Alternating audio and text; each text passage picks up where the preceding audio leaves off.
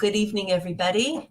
My name is Mirit Hoffman. I'm an attorney. I deal mainly with estate planning and elder law, and that means preparing wills, enduring power of attorneys, dealing with trusts, and advising on estate planning for people who have U.S. and Israeli dual citizenships.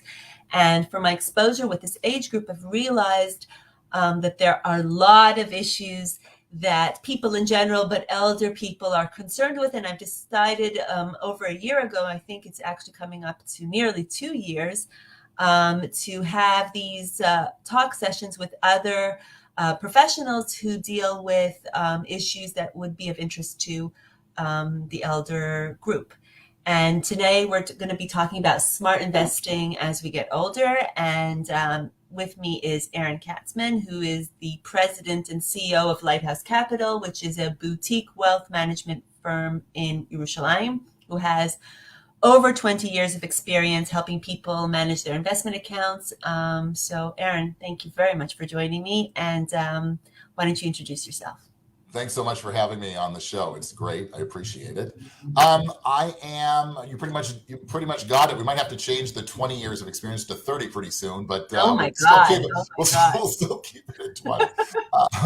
Like you said, I'm a financial professional. I'm licensed both in Israel and in the US. And we work with clients to understand what their goals are, what their needs are, do financial planning with them and invest the money so that they can, have the type of life that they want. Okay. Don't say 30 years, because in my head we're still 40. Like, that's the maximum I'm willing to get to. So I'm still in my 30s. There you go. Okay, so let's start. So how should we allocate our money as we get older? I'm sure like everybody wants to invest. A lot of people do have investments. What should they start be thinking about, and from what age really should we start planning this? Right. So I would sort of make the case that all through life, you should sort of be always looking at your money and seeing if your money is invested in a way which is in accordance with where you're holding in life. Which means, when you're younger, you can just, generally let it rip and be aggressive and invest for the long term. And as you get older and you approach retirement, let's say, again, reassess, understand what your income limitations and what your income is going to be once you retire, and what your expenses are projected to be, and see, am I invested in a way right now that will allow me to have the kind of retirement that I want to have. Once you get into retirement, chances are that's it, right? The money that you have is the money that you have.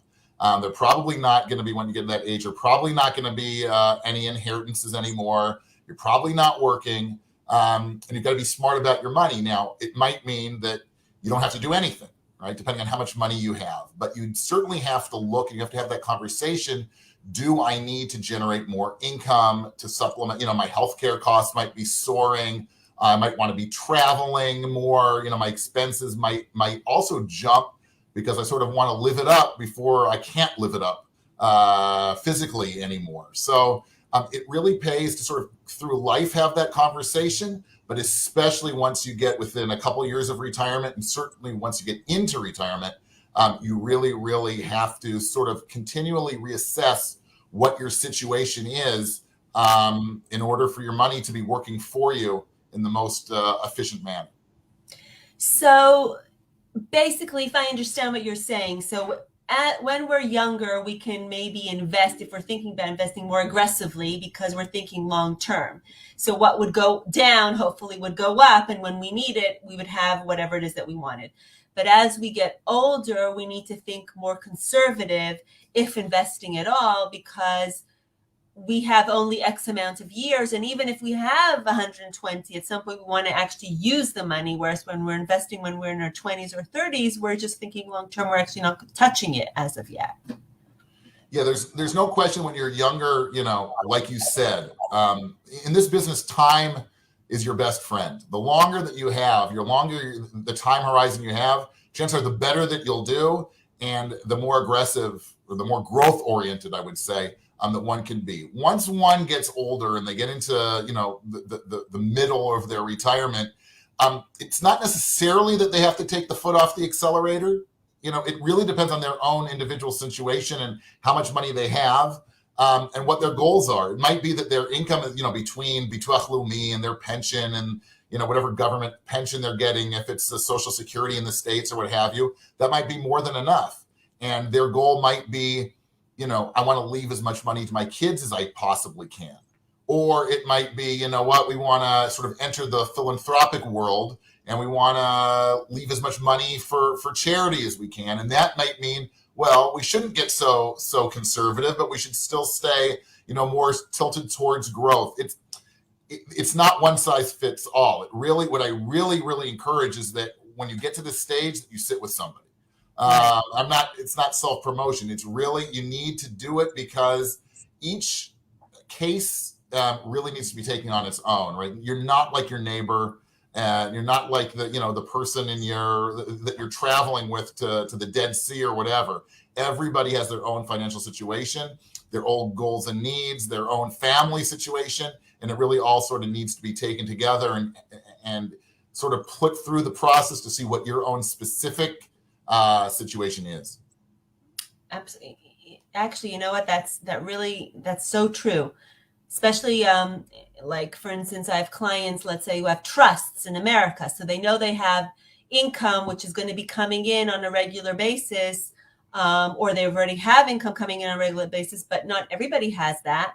And people who don't have that are going to live off their pension accounts or their kupot ishtalmut, which they haven't opened until now, and now they're going to open it.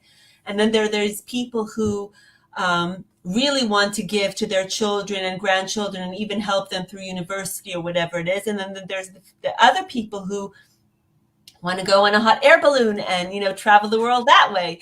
So, and not think about their children or grandchildren. So you're right. It's very individual, and the investment works according to your needs and your wants and how you want to continue living your life. You're right.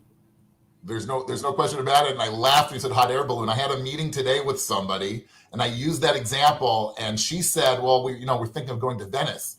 And I'd thrown out the example of traveling around the world on a hot air balloon. So we're thinking the same way. But there's just no question that it's each person, and you've got to do what's good for you. Each person also has their own way. You mentioned, children and grandchildren. There's some, especially I find here in Israel, it's a little bit different than abroad. But in Israel, from what I see, is that people want to help their children and their grandchildren while they're still alive. Yes. And I see in abroad, especially in the US, they're more willing to do it posthumously, right?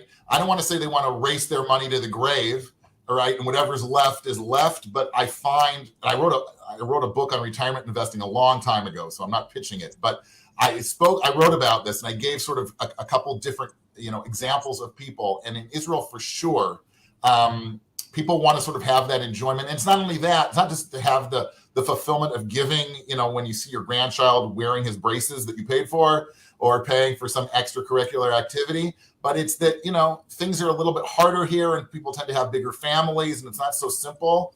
And that's the time when they're, when your kids are in their 40s and they've got young kids, that's really the time where they really need the help more. And that's when people, I find, want to open up their hearts a little bit and give as much as they can. Again, it has to be done. You don't want to leave yourself short at the end. You want to move in with those aforementioned children or grandchildren. You want to leave enough money for yourself at the end. But if you plan it out smartly, you can sort of have the best of both worlds, where you can do what you want to accomplish in retirement, but at the same time help while you're still alive and have that satisfaction as well. Well, it's interesting what you said about Americans or people living abroad versus people who in Israel, but it's very true. People in Israel do, as they get older, there's a tendency that they want to help their children and grandchildren while they're still alive, and they can see it, they can see the enjoyment or the satisfaction of giving. What about, in particular, Americans? I know that there's a lot of issues with investments, and there's FATCA, and there's PFICs, and there's all sorts of things. Can you talk a little bit about that, about what Americans in general, and if there's something specific for people as they get older regarding investments? Sure. So that's like a loaded topic. It's not so much fun in the investing world to me, an American who lives abroad. Why do I say that? You mentioned PFIX. I don't want to get down into the minutia of what it is, but basically, a lot of people tell me, we want to bring our money to Israel. And I tell them, well, you have to be really careful, because if you don't invest correctly, you're looking at prohibitively high taxation because of these PFICs, and the filing fees that your accountants take for these filings can be exorbitant. And you really have to sort of know how to navigate that world. It basically, again, without getting into the weeds, you can basically only invest in individual stocks or individual bonds. You can't do any kind of funds or baskets. All that kind of stuff is sort of, it's legal, but I would say it's sort of off limits, so to speak, which means most people most American or, Olim who come aren't going to be so comfortable, buying and selling Israeli stocks on the Tel Aviv Stock Exchange. There are people who are, but just from my unscientific check, it doesn't happen very often. Right. Which means that you're pretty much resigned, for good or bad, to keep your money in the States and invest in the States. Now, property is also, Jews like property, and in Israel, everybody likes property. Hence the surge in property prices. Now, a lot of people will also say, well, you know what, I'm bringing my money to Israel, I'm going to invest in property. That may or may not be a good idea. Why is that? Not against property at all. But as you age, probably the most important thing that you can do to help yourself is keep liquidity, right? You need to have money available. And too often I see people with really, really large net worths, and God forbid something happens to them and they have to widen a bathroom to make it like wheelchair accessible, and they don't have the cash. And you can't like take a saw, and start sawing, here's my rental property, here's a extra room that I have my rental property in lieu of payment. They're not going to, the contractor's not going to accept that, believe it or not. And you, at the end of the day, you're stuck. You've got this big, big net worth, and you can't do what you need to do because all your money is tied up in property. So I strongly urge people to keep a lot of liquidity as they age. Now, going back to what I said, that means you're sort of stuck with having to keep your money in the States, for good or for bad. There's plenty of advantages. There are some disadvantages as we're living through now. You're at risk. You have currency exposure, let's say. So, which means if the shekel gets strong, you could potentially, when you have to do that, bring the money over and live off of some of that money, it doesn't go as far as it did, years ago. That is a risk that one has. But I know I'm going to burst a lot of bubbles, because that's probably the most popular issue out there right now, is how strong the shekel is. But just for those people who it's not as bad as you think, let's put it that way, right? If you invested in the States over the course of this year in 2021, moderately aggressive portfolios did anywhere between 15 and 20% so far this year. So, if you factor in the minus whatever it is, 6 or 7% that the currency has dropped, you still had a very, very good year, and you still have a lot more money, even in shekel terms, that you did if you turn back the clock 11 months. So I wouldn't be, as worried about that as some people are. The big issue, and this is where it well, sort of dealing with the elderly and doing estate planning, is when Americans die abroad, it presents a very sort of complicated web for the heirs to be able to access the money, in most cases. And that's something, we could probably speak for hours about, but we're not going to, because you're gonna cut me off. I won't cut you off. That's okay. but the IRS requires certain documentations. One of those documentations is called a transfer certificate. Right. And that can be complicated to get, especially in the era of Corona.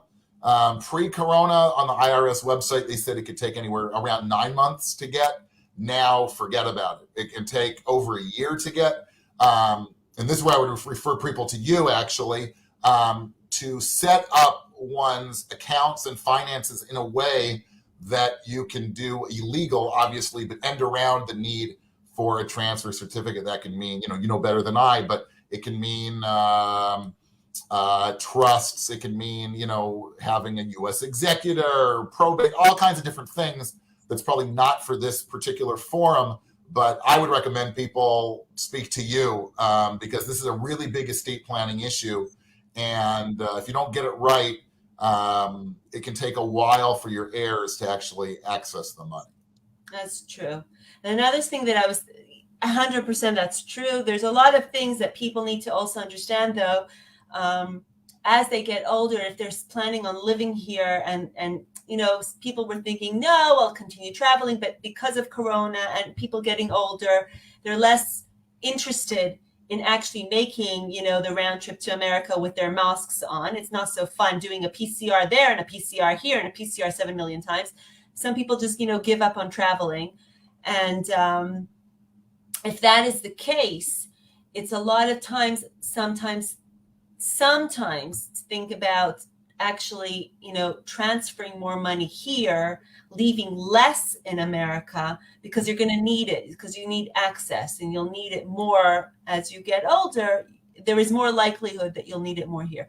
There was something that I was going to just say in brackets sort of thing, that a lot of people regarding, you said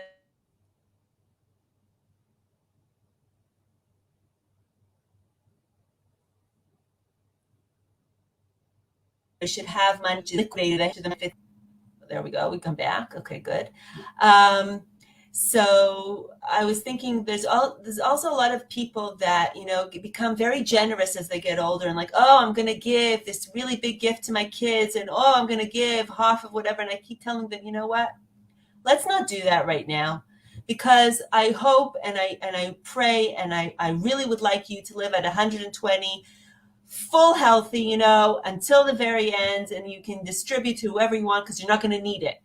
But we don't know if that's going to be the case. And the last thing you want to do is to be dependent on your kids for getting the money back because you need it for medical issues or whatever, or, for making the house accessible for you for whatever reason you need.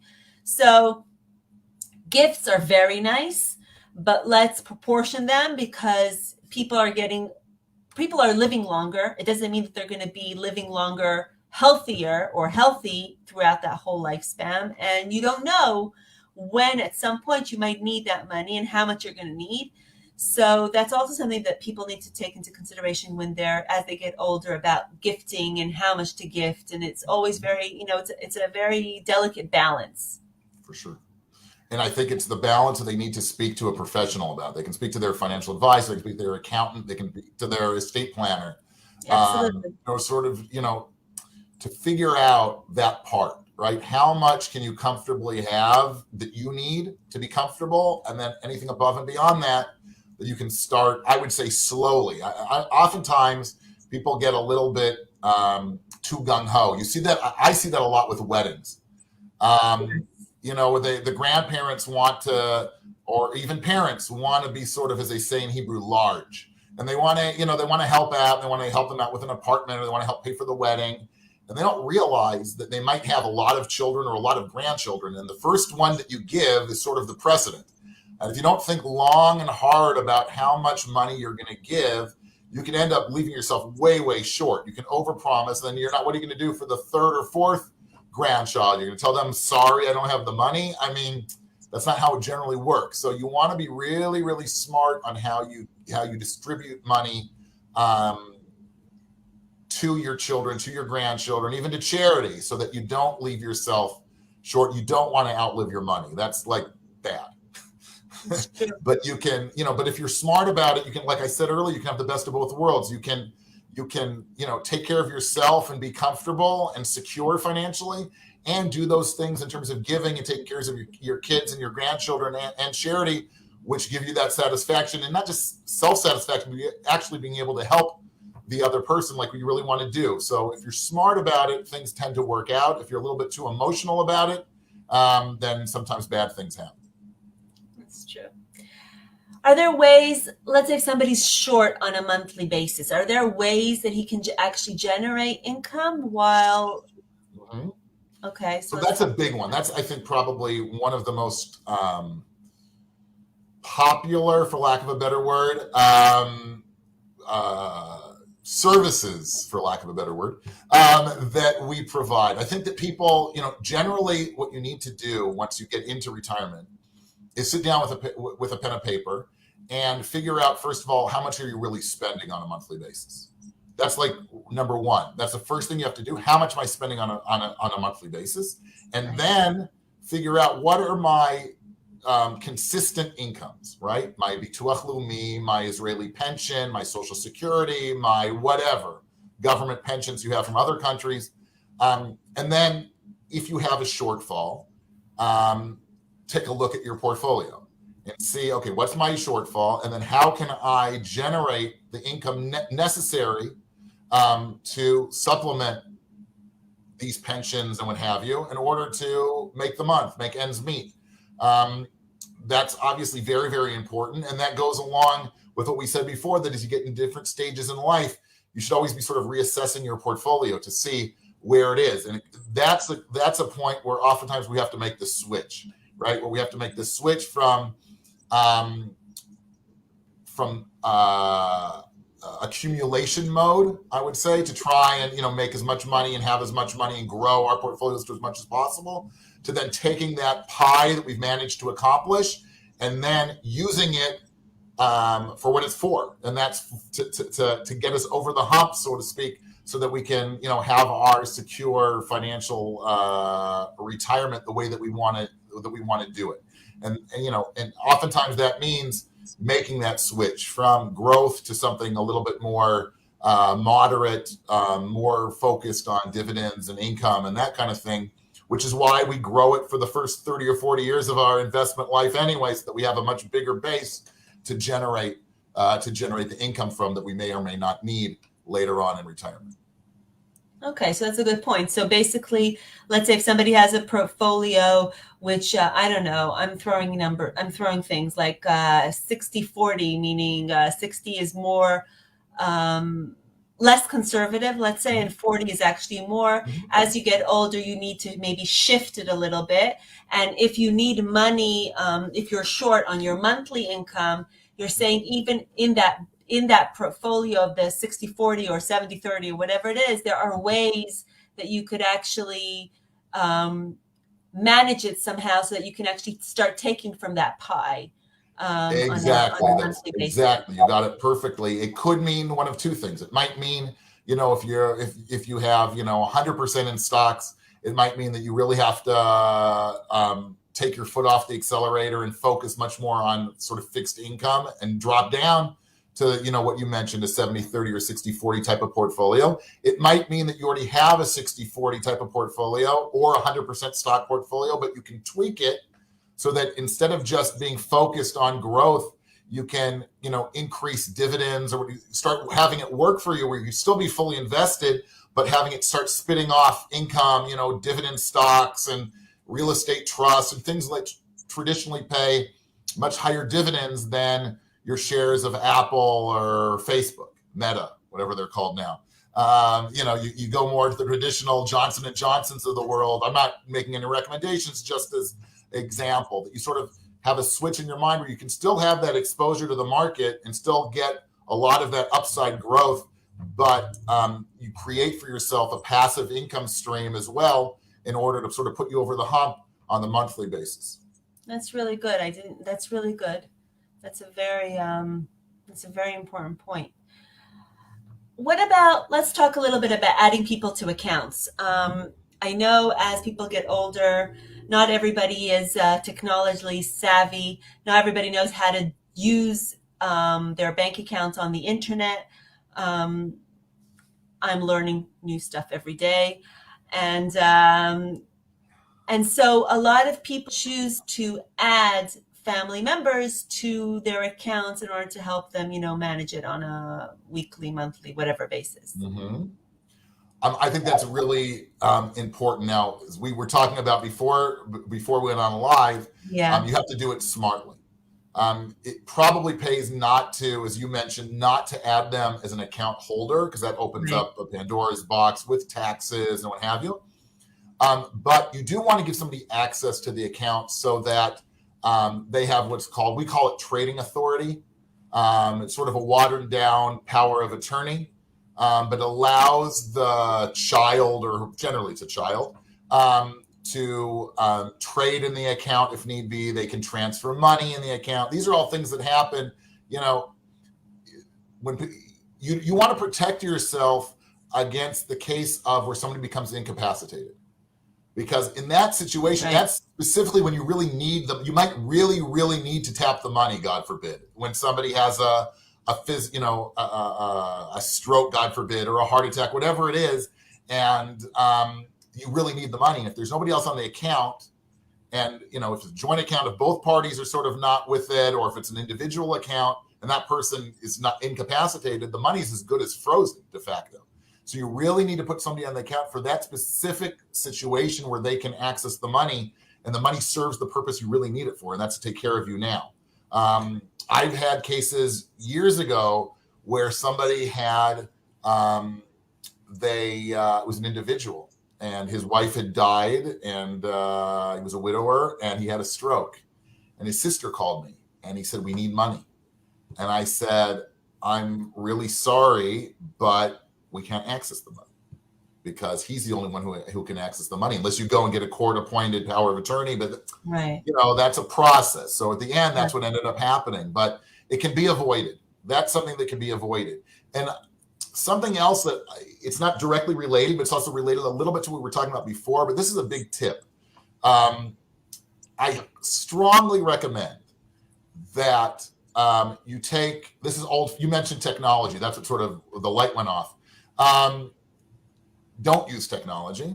Take the old-fashioned, take a notebook. If anybody remembers what those things are, take a notebook and paper, and put in that notebook a recent monthly statement of all of your bank accounts, all of your brokerage accounts. Have the first page of there written down the name of your accountant, the name of your lawyer, the name of your advisor, maybe even the name of your doctor, and their contact information, their email and their phone numbers. Why do I say this? Because far too often, one person sort of was in charge of the money. And if that person passes away, the surviving spouse sometimes is left to, it's hard enough the state of mind that they're in, the emotional state of mind they're in, but they don't necessarily have the wherewithal, they don't have the ability or the tools to even know where to start. And they don't know where the accounts necessarily were. They don't know what's in the accounts. Who's our accountant? I don't know. I just sort of signed. My significant other gave me a paper. I signed it. I trusted him, and we went on. That worked for 60 years of marriage. And now all of a sudden you're on your own. You don't know what to do. And if you have that written down, not password protected and, in some file, which also nobody's going to remember how to get into. But if you have it in an old-fashioned notebook, you can save yourself tremendous, tremendous grief and time, and it can make it. It can get you on the right path very, very quickly, as opposed to having to scramble and get depressed and not even have access to the money. I can't. If the whole half hour we've been talking, that's probably the most important thing, believe it or not, that I can tell as advice, is just to write it down simply on a piece of paper so everybody knows where it is, and you have all the accounts and everything there, and you'll make your life and your survivor's life and your heir's life so much easier. 100%. And to update it. It's so funny, Aaron. I feel like you're actually in the office with me when I have these.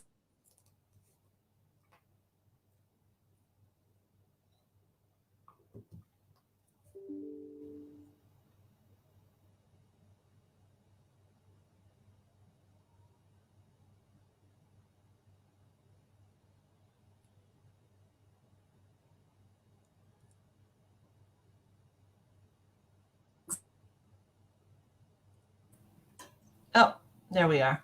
I don't know what's going on with the internet. It's driving me nuts. But it's so funny because it's exactly the conversation I have with my clients. When they step in the door to discuss a will, the first thing I say was, okay, who's in charge of the finance and who knows where everything is? And usually the wife looks at him and goes, he does. Mm-hmm. And I say to her, and what about you? And she goes, I have no idea. So I said, okay, so now we're going to change that. Right. Exactly what you said. It is so important. It is so important. I have clients, unfortunately, calling me in tears because she doesn't have a clue where her accounts are, and her husband just passed away or is in hospital, and there's nobody to ask, and she needs the money, and she doesn't know what to do. And she's now on her hands and knees looking under the mattress, looking for something, looking for some sort of tip to start, looking for information. It's terrible. So yes, I especially highly in this day and age of technology where everything's pushed, all your statements are pushed to you by email. If the other person doesn't know the passwords or doesn't know that it's that's it. They're completely frozen out, and they're frozen out of the account. It's as simple as that. And to get unfrozen, to get access to that account costs, it can cost the money. It can take a lot of time. And who needs to do that? There's such a simple solution for it. It's not, it's not even accounts. It's actually everything. It's your pensions. It's your kupat gemel. It's your insurance. It's your bituach briut. It's like so many things that you should just have access to or know of and update them all the time. Yep. Make sure that they're 100% updated, or as much as you can update them. For sure. That's really, really important. Well, that was a very good tip. I hope people took that tip. I'll even show you. You see, sometimes, what do they say? The shoemaker goes barefoot. Here you go. Very nice. This is mine. I don't always practice what I preach, but for that, I got it right next to me. Very nice. Very nice. It's funny because I also do that. I just recently updated my will for the kids, and I spoke to them and I told them, listen, I'm making you a list of all the stuff. Not that I have so much, but here's a list. This is going to get updated. It's going to be in so-and-so place, just so you know where it is and you have access to whatever is needed if God forbid something happens. So it's very important. And at any age, actually, this is important at any age. This is regardless of how old you are. It's terrible, but I've consulted with 3 widows who were both all in their 30s. And tragic cases, and that's what happened because they were all young and everybody's tech savvy, and they had absolutely no clue how to get into the accounts. No clue how to get in the accounts because it was his password. He didn't share it with them, and they were each one of them was the exact same story each time over, and they each were stuck, and until they were able to access it, took a very, very long time. Okay, well, it's been extremely, extremely important conversation and super informative and very interesting. And we can continue talking as we can, as you know, for like hours and hours on these topics. But basically, I want to just try and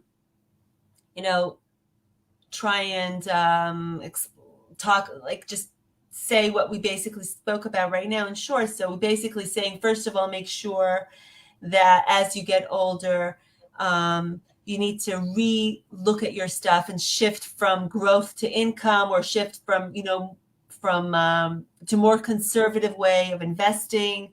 When we're gifting to children, be realistic about how much you want to gift. Don't gift everything because you might need it. You don't know how much you'll need. So, think about it more conservatively.